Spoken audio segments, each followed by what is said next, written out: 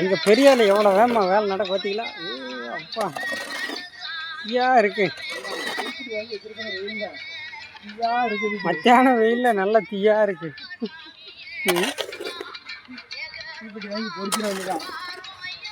பெரியாளே எத்தனை வருஷம் சர்வீஸு?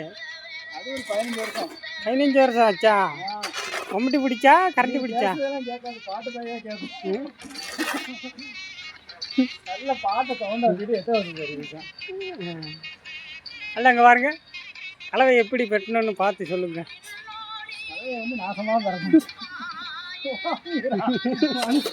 சாப்பிட்ற வயசில் பறத்துக்கிட்டு இருக்கா.